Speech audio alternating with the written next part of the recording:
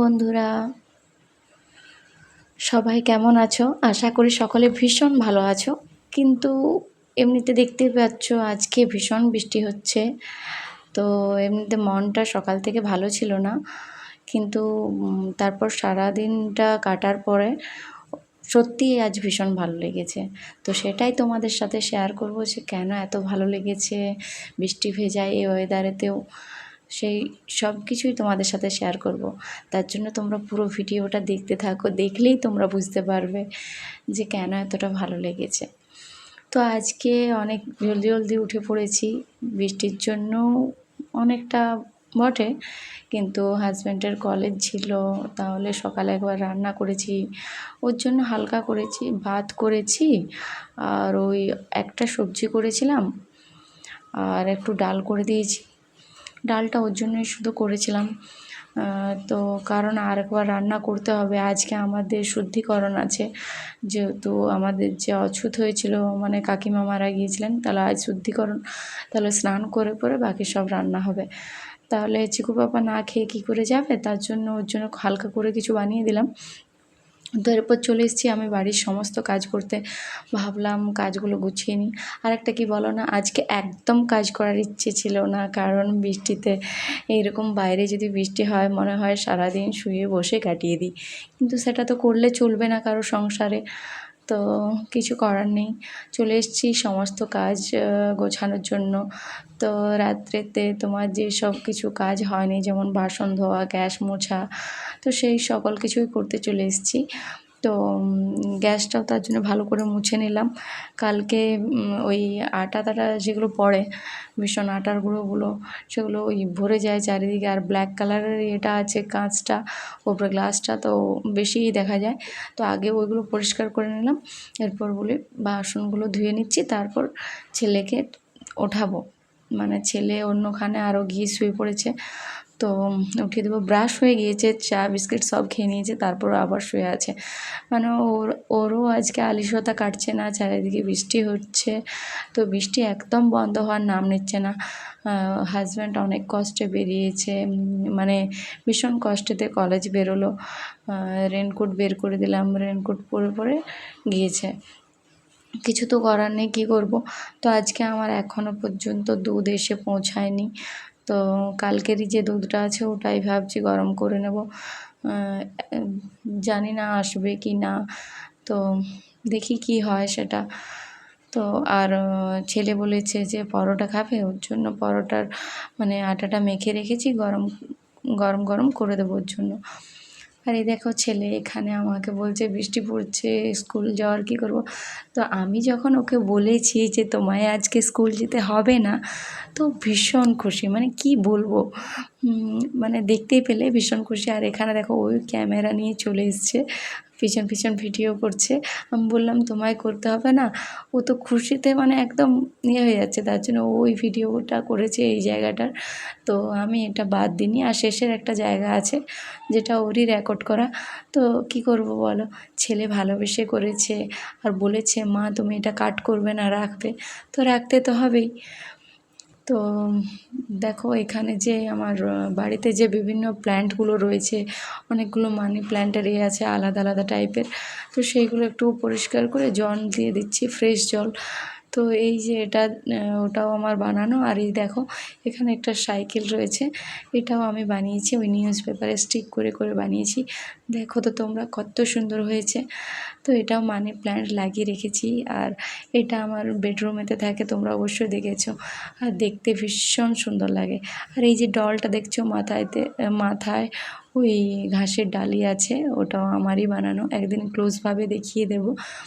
এগুলো সব হ্যান্ডওয়ার্ক করা, এগুলো সব মানে কি বলবো, ওই ক্র্যাফটের কাজ করতে আমার ভীষণ ভালো লাগে, তাই আমি কোনো কিচ্ছু ফেলে না দিয়ে সেগুলো দিয়ে বানিয়ে দিই।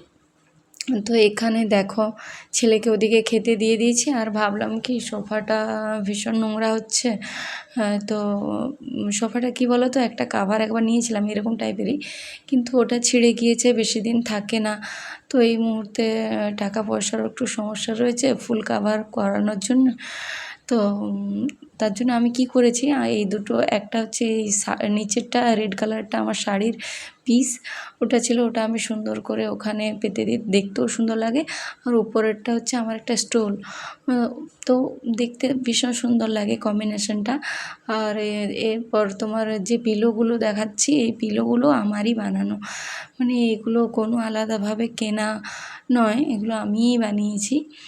কি বলো তো, সব কিছু তো আর সব সময় কেনা যায় না, আর টাকা পয়সারও সমস্যা আছে, মানে কি বলবো, মিডল ক্লাস ফ্যামিলিতে থেকে যেটা চাইবো সেটা সব সময় নেওয়া সম্ভব নয়। আর ওটা করতে গিয়ে অনেক সময় সমস্যাতেও পড়তে হয়। তো এখানে দেখো মা ছেলে আমরা টাইম স্পেন্ড করছি, গল্প করছি। তো এর জন্যই বলছিলাম আজ আমার সারাদিনটা অনেকটা ভালো কেটেছে, কি বলো না? এরকমভাবে ছেলের সাথে সারাদিনটা থাকতে তো পাওয়া যায় না। সানডের দিনটা ভীষণ চাপ থাকে, চিকু বাবা বাড়িতে থাকে, রান্না একটু বেশি করতে হয়, সব কিছুই তো একটু বেশি চাপে থাকে, কাচা ধোয়া থাকে। আর আজ বৃষ্টি হচ্ছে, কাচা ধোয়া করিনি, তো ছেলেকে টাইম দিচ্ছি। তারপরে ভেবেছি একবারে শুদ্ধিকরণ হয়ে এসে পরে তোমার রান্না করব। ওখানেতে নখ কাটাতে হয় আমাদের এখানে, তো নাইটিটা চেঞ্জ করে নিয়েছি, আর এখানেতে ওই ঝাড় দিয়ে দিচ্ছি ঘরেতে। আর ছেলে দেখো এত খুশি, এত খুশি আজকে বাড়িতে থাকতে পেয়েছে, তো বারবার এসে নাচ করছে, মানে কি বলবো, ছেলেকে এরকম খুশি থাকতে দেখে আমারও ভীষণ ভালো লাগছে।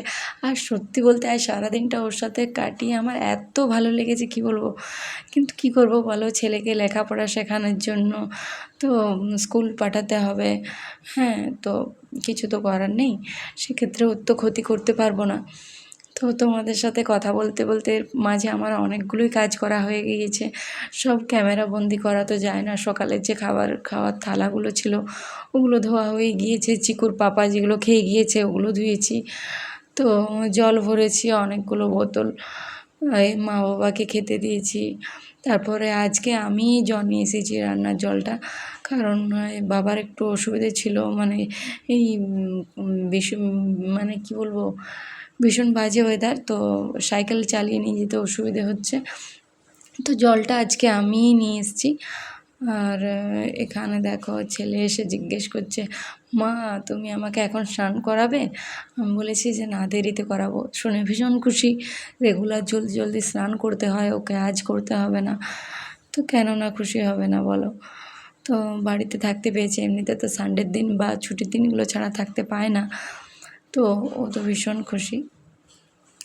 তো এদিকে ওর বন্ধুদেরকে ডাকতে চলে গিয়েছে খেলার জন্য, এই সময় একটু বৃষ্টিটা বন্ধ হয়েছে তো গিয়েছে।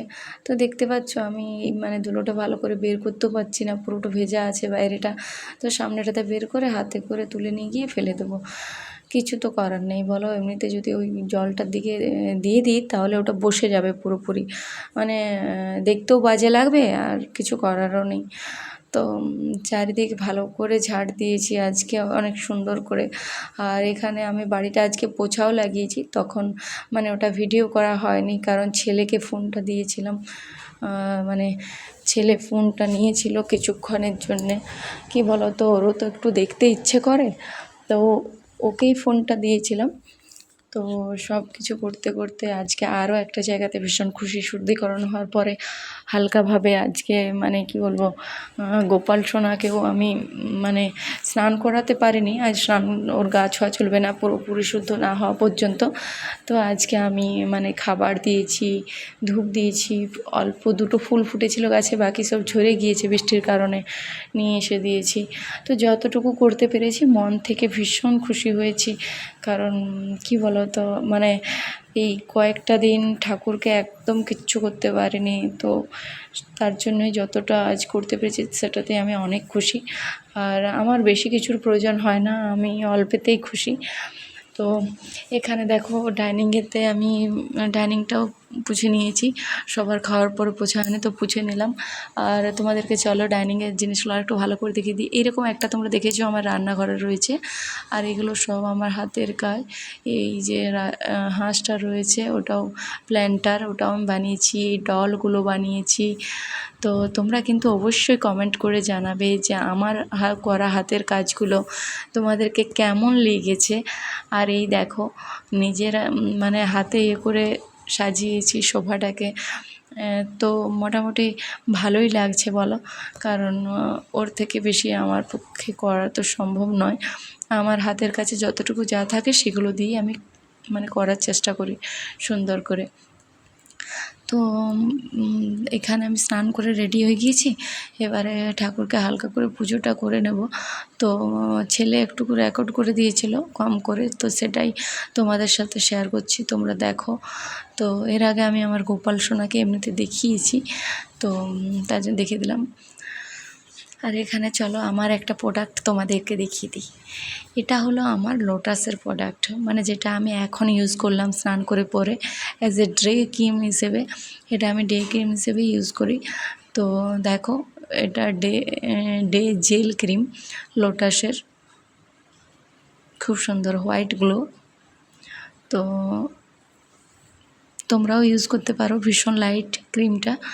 আর এখানে দেখো আমি গোপাল সোনাকে ভোগ দিয়ে দিয়েছি, হালকা করে পুজো করে নিয়েছি।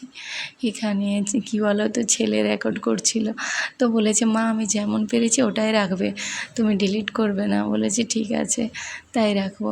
আর এখানে তার জন্য আমি ওটাই রেখেছি, কোনো কিছু না করেই।